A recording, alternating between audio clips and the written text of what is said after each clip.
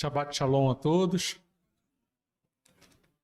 É um prazer estar aqui, diante de tanta alegria, um dia tão pleno da presença do Eterno em vários níveis. E é o que eu estava comentando ali com alguns, que para quem não conhecesse, chegasse aqui, de repente, para visitar a sinagoga, ia pensar que era uma só sinagoga, de uma só região. E, no entanto, temos aqui Haverim, Haverot, de todos os estados, presentes como um só homem. Essa é a marca de Israel. 12 tribos e agindo como um só homem. Eu li até uma coisa curiosa, depois eu tenho até que checar essa informação, mas eu achei muito curioso e eu quis compartilhar com vocês. Uma das explicações de porquê de ter surgido a Magen David, da estrela de Davi, que era a forma como o exército israelense se organizava. Como eram 12 tribos, elas se organizavam em triângulos. As mais frágeis, por dentro, formando um hexágono. E as outras mais guerreiras faziam as pontas e viravam uma grande estrela para quem olhasse de cima.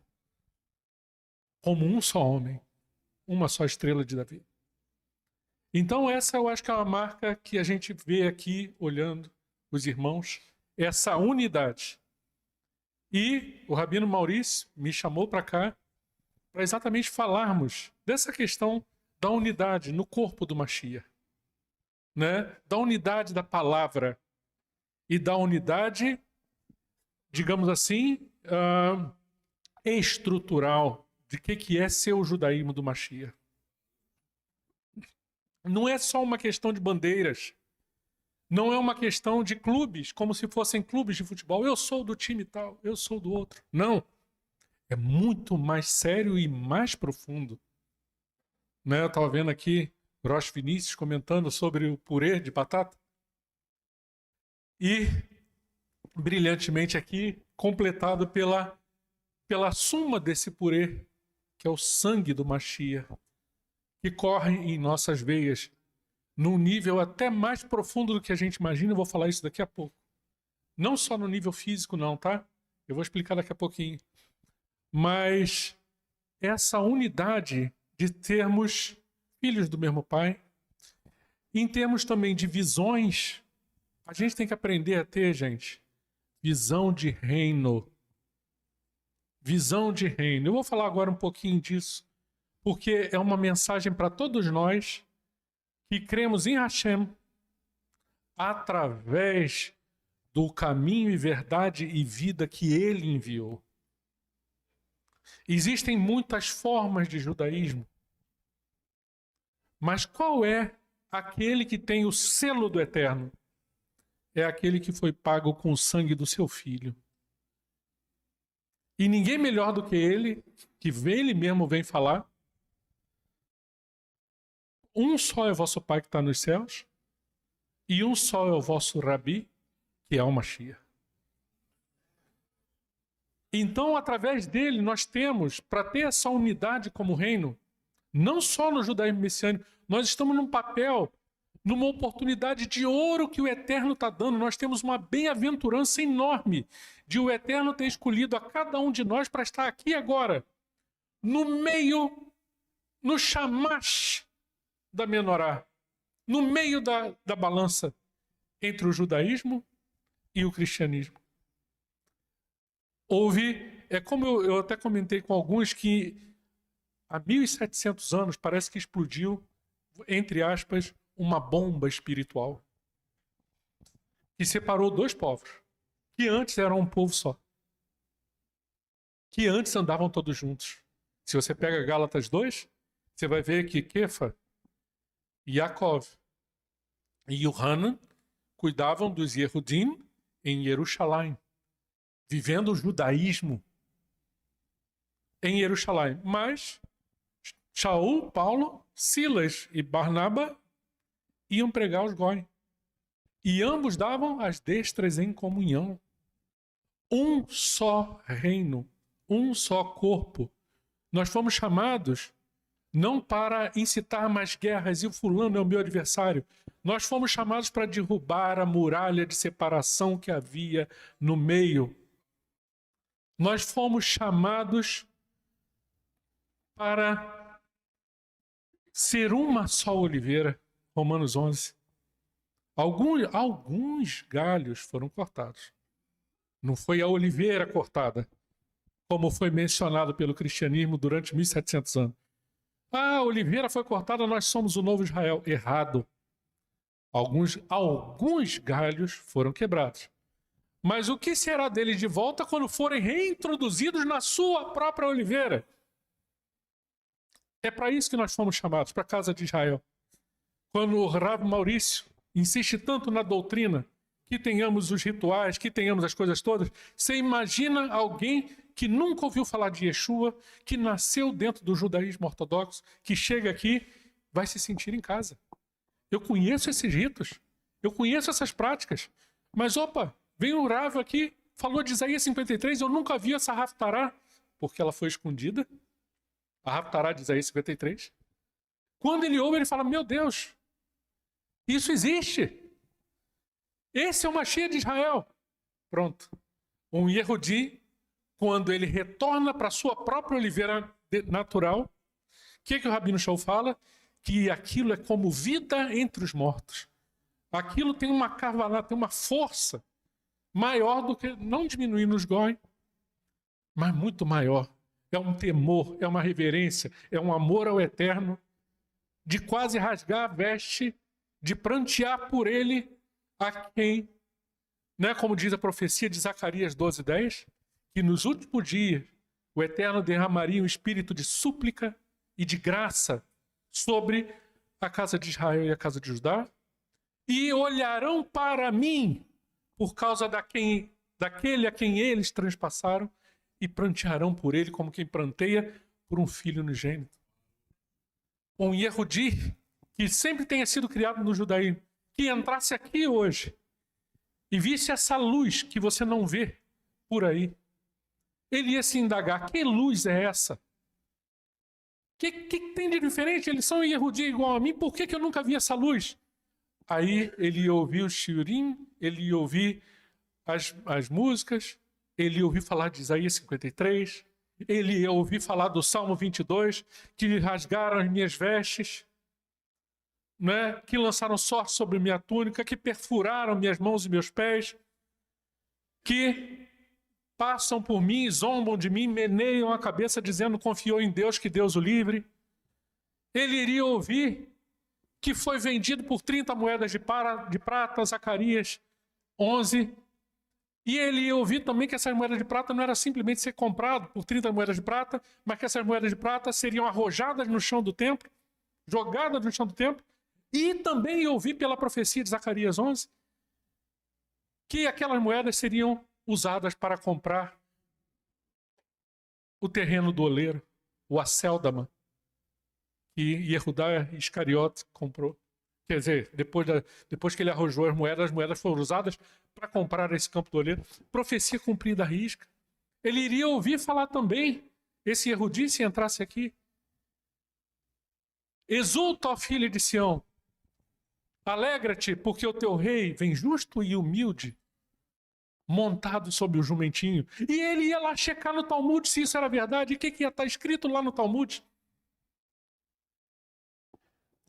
Há uma discussão no Talmud que fala, como é que saberemos, como é que o Mashiach vai vir? A Geulá vai vir rápida ou ela vai vir lenta?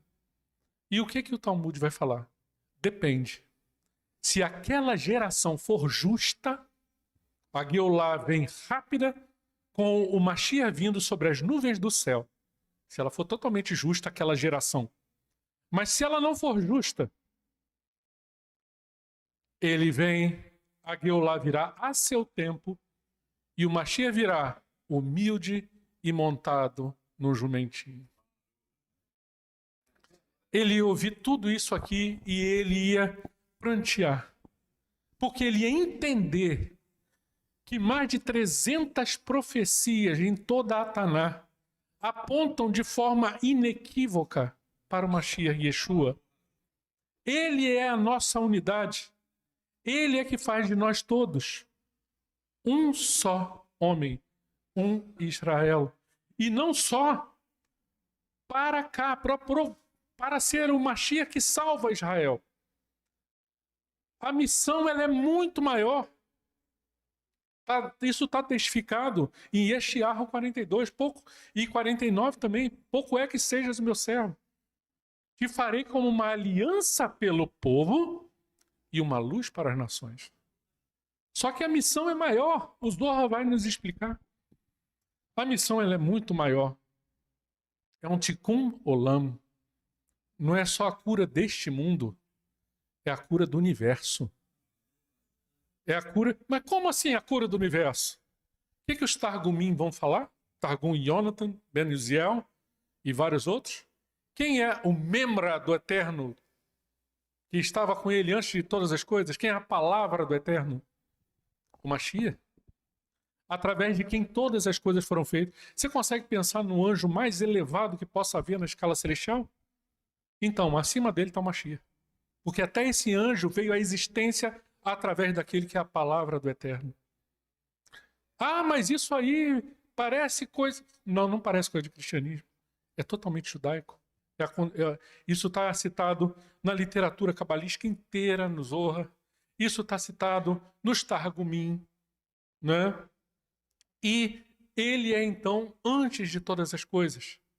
Né? Você vê até no Talmud vai falar que 6 coisas existiam antes da criação do mundo, e uma delas era o próprio nome do Mashiach. Né? E por que eu estou trazendo isso? Porque ele é considerado pelo Arizal como o Adam Kadmon, o homem original. Eu estou falando essas coisas todas para a gente entrar e entender o que é essa unidade, num nível mais visceral. Esse Adam Kadmon, esse homem original, surge logo após o Tzimtzum, o grande esvaziamento, onde só existia o Eterno. Era só a luz do Eterno, só o Eterno. O Eterno faz um esvaziamento. Nesse esvaziamento, o Tzimtzum, que a gente chama, um raio da sua luz, chamado Kav, toma a forma de um homem primordial. E através dele, pelo que dizem os cabalistas, é que surgem as Sefirot, as 10 Sefirot. Olha que curiosidade, olha como é que o Eterno... é por isso que a gente começa, como diz o Rabino Shaul, a gente entende as coisas do Eterno através das coisas que estão criadas. Olha o que o Eterno faz, um esvaziamento, depois um raio de luz. Esse raio de luz primeiro se concentra como uma bolinha, certo? E depois isso vai tomando e toma a forma de um homem. E esse homem é o Adam Kadmon. Através dele, os mundos são criados. Por que isso? Vocês já viram isso em algum lugar? Como é que é a concepção humana mesmo, gente? Um vácuo, é isso? Um útero. Um zigoto, que é a mistura de um óvulo com espermatozoide, que é uma bolinha. E essa bolinha também toma a forma de um homem. Que coincidência! O Eterno, ele replica o Tzimtzum todo dia que um ser humano nasce. Porque ele está nos contando a história do Mashiach. E através desse, os atributos do Eterno, as 10 Sefirot, se organizam. Se você pegar, tem várias árvores da vida na internet que vocês vão ver que tem o Adam Kadmon ali no meio, o homem original. Esse homem original, ele é conhecido como Memra do Eterno. A palavra do Eterno. O que entenderam ele como o verbo.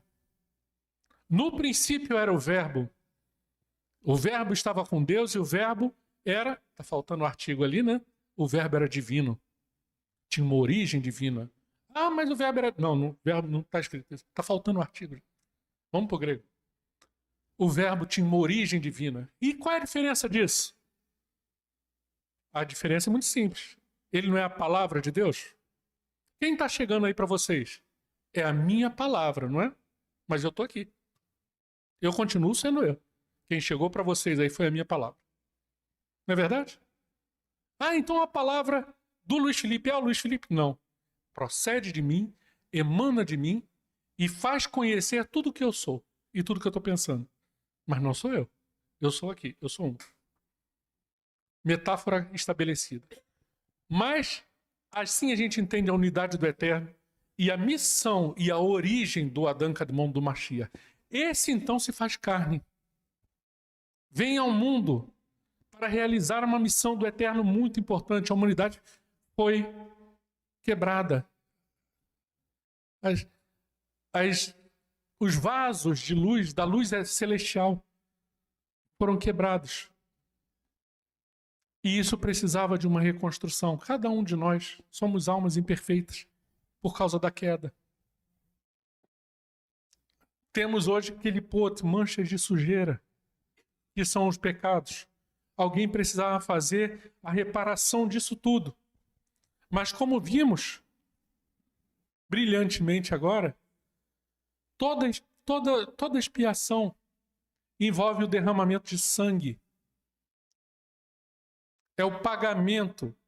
Não é mais essa história, não precisa de sangue hoje em dia não, para o povo judeu não precisa. É só fazer techuvá, tefilá e tzedakah, tá tudo certo. Não, vocês estão confundindo as coisas.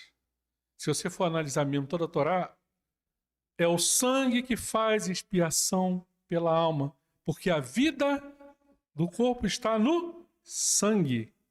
É uma questão mais cabalística, mais profunda do que a gente imagina. O sangue, ele não é só um elemento figurativo que foi dado para fazer essa expiação. Vou juntar tudo aqui para vocês entenderem o porquê do sangue. Esse sangue, ele é importante, ele só faz expiação porque o Eterno, ele exige o cumprimento da sua justiça. Vida por vida, olho por olho, dente por dente. Para sua dívida ser paga, que é pecados de morte que cada um já cometeu aqui. Imagina se cada pecado que a gente cometeu na vida viesse aqui, puxasse, como dizem aí, puxasse a capivara. De cada pecado que você cometeu desde que você nasceu, como é que estaria isso? Está pronto para pagar? Tem certos pecados que você cometeu que são de morte. Está pronto para morrer? Só que alguém morreu por você.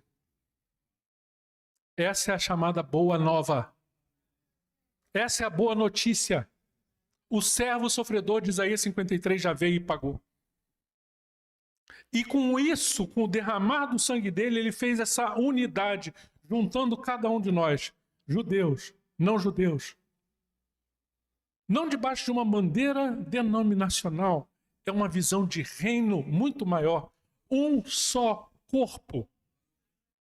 O que nós precisamos é ter essa maturidade e visão de reino para não escandalizar outra pessoa por quem o Mashiach morreu.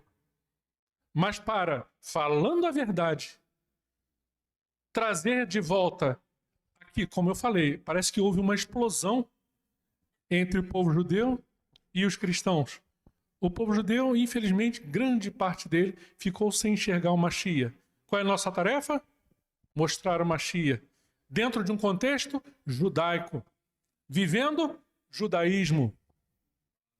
Para que eles enxerguem o Mashiach de Israel não é algo estranho ao judaísmo, não é algo que vem de Roma, mas é a essência do verdadeiro judaísmo que o Eterno desejava para o povo de Israel. Por isso que ele mandou o seu professor. E não um anjo, não um ser de luz, não. Ele mandou o seu próprio Memra, a sua própria palavra, o seu próprio filho, para essa missão de mostrar ao povo de Israel o Mashiach que veio resgatar não apenas Israel, mas a humanidade, restaurar o pecado, a mancha do pecado, apagar isso. Como diz uma profecia bíblica que todo mundo escuta, assim, mas já ouviram muito essa passagem, mas nunca ligaram os pontos. Eu aposto com vocês que muitos nunca ligaram os pontos. Removerei a impiedade deste povo num só dia. Quando Yeshua morre, lavado para todo aquele que nele crê, o servo sofredor de Isaías 53 leva sobre ele a tua iniquidade. Ele leva embora, ele apaga isso. Porque foi para isso que ele veio. Para causar uma restauração do universo inteiro. Com sua morte e o derramamento do seu sangue, nos tornando um só povo, um só exército. E do outro lado dessa explosão, o que temos? O cristianismo. Temos que vê-los como nosso inimigo? De forma nenhuma. De forma nenhuma. Nós temos que entender que a escada da emuná tem vários degraus. O que a gente tem que fazer é ajudá-los a retirar as escamas dos olhos, para enxergarem o Machia no seu contexto original. Ao longo dos séculos, travou-se uma guerra entre judeus e cristãos, entre cristãos e judeus. Mas a guerra foi ao contrário, cristãos matando judeus, efetivamente, por causa de certos argumentos infelizes e criminosos. Cá entre nós, falaram, o povo judeu matou Jesus. Vamos fazer uma pequena comparação? Eu sempre falo essa comparação, mas aqui é importante falar. Imagina que o Donald Trump viesse ao Brasil. E imagina que uma certa facção criminosa, não vou dizer, armasse uma emboscada para pegar e matar o Donald Trump. Imaginem isso. Imagina que eles tenham sucesso. Agora imaginem o pior. As manchetes nos jornais no dia seguinte. Os brasileiros mataram Trump. Tá certo isso? Tá certo, então, os 220 milhões de brasileiros levarem a culpa por causa de um erro de uma pequena facção ou de um plano macabro? Tá certo, então, 6 milhões de judeus morrerem no Holocausto? Eles falam muito que os judeus mataram Jesus, mas se esquecem que foram 11 judeus que levaram a mensagem de Yeshua para o mundo. Kefa, Yohanan, João, Shaul, Rabino, da tribo de Benjamim, né? Todos eles judeus. E, como vemos em Atos 21:20, olha só, irmãos, quantos milhares de judeus que creem no Machia, e todos eles são zelosos da Torá. O que nós temos que fazer, então, é restaurar. Nós estamos numa missão privilegiada. Essa é a unidade que se aplica não só a nós, no judaísmo messiânico, mas nós estamos numa oportunidade dourada que o Eterno colocou, de nós temos a cola com a gente. Sabe qual é a cola? Sabe quando é que as pessoas vão começar a ouvir? Quando enxergarem em mim e em você a imagem de Yeshua. Por que a imagem de Yeshua? Porque o Machia é que veio nos dizer qual é a forma exata de cumprimento de Torá que o Eterno agrada.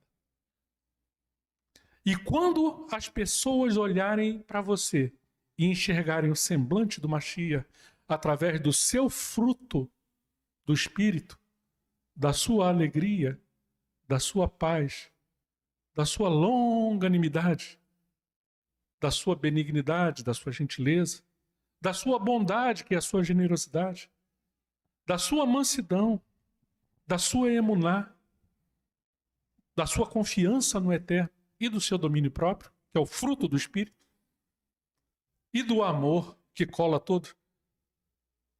E Yeshua mesmo selou essa mensagem com esse verso. Nisso todos conhecerão que sois meus discípulos pelo fato de vos amardes uns aos outros. Como diria Kefa, com entranhas de misericórdia. Não é um amor assim, eu amo meu amiguinho, olha só que legal. Não. Entranhas. Um amor que é servo. Um amor que o maior nesse reino seja o último de todos e o servo de todos. Um amor de doação. Um amor de olhar os pequeninos. O próprio Machia vem falar disso. Né? Qual é o critério que o Machia vai vir? Amando do Eterno julgar a humanidade. Ovelhas para um lado, bodes para o outro. Vinde, benditos de meu Pai, possuam por herança. O Olam Rabá que está preparado desde a fundação do mundo. Porque eu tive fome, me deste de comer, tive sede, me deste de beber. Estava nu e você me vestiu. Eu era estrangeiro e você me hospedou. Eu estava preso e você veio me visitar. Eu estava doente e você veio cuidar de mim. Senhor, quando te vimos assim? Respondem os justos. Toda vez que fizeste isso a um dos meus menores, meus pequeninos irmãos, a mim o fizeste. E para os bodes. essa unidade, esse caráter do Mashiach, não é uma coisa de cristianismo, é judaico. Eu estava lendo um livro muito interessante chamado The Life and Teachings of Hillel, do rabino Yitzhak Buxbaum, que conta a vida e os ensinos de Hillel. E Hillel conta a vida de Aharon. Hillel sempre falava que o povo judeu são filhos misericordiosos de pais misericordiosos. E ele falava sobre Arão uma coisa muito curiosa, que Arão ele era de uma misericórdia tão grande que pelos contos de Hillel houve uma situação em que tinha muitas brigas de casal e ele se metia nas brigas, Arão, segundo Hillel. Então ele ouvia a mulher: o que você está dizendo, seu marido? Ah, ele faz isso e aquilo, e eu não gosto dele por causa disso, vou me separar. Ele: não, minha filha, eu como sumo sacerdote, eu dou a minha palavra que ele não faz isso. E ia para o marido fazer a mesma coisa. E com você, o que sua mulher fez? Ah, eu quero separar por causa disso, aquilo. Ele ia para o marido e falava assim: não, eu sou um sacerdote, eu dou a minha palavra que ela não faz isso. Aí depois os dois voltavam e se encontravam emocionados. Puxa, o sumo sacerdote Arão deu a palavra dele, de que, você não é assim, eu também não sou, e se reconciliaram. E segundo esse texto de Hillel, diz que naquele ano em Israel teve 3.000 novas crianças que receberam o nome de Arão. Reconciliou os casais. Então, gente, esse nível de misericórdia, esse nível de serviço, esse nível de dedicação, essa é a marca do Mashiach. Essa é a unidade. Não para nos vermos, isso é o cumprir a Torá, claro. Nunca, nós estamos sobre uma aliança superior. Eu ouvi aqui, em alguma das prédicas anteriores, que se falava também, eu acho que foi do senhor, falando do Antigo Testamento. Isso é uma noção romana de testamentos. A noção judaica não passa por aí não, é aliança. Por quê? Pelo direito romano, um Novo Testamento anula um anterior. Então eu fiz aqui a minha herança. Estou dando meus bens para você. Mas você agiu mal comigo, deixa eu fazer aqui um Novo Testamento, vou dar para ela. Porque ele agiu mal comigo, um Novo Testamento anula o anterior. Não é isso? E no caso judaico? É muito fácil da gente entender. Quem aqui já foi noivo? Muitos. E quem hoje já é casado? Muitos. Então, o que mudou? A nova aliança de casamento anulou a primeira aliança de noivado? Não. Ele a amplificou.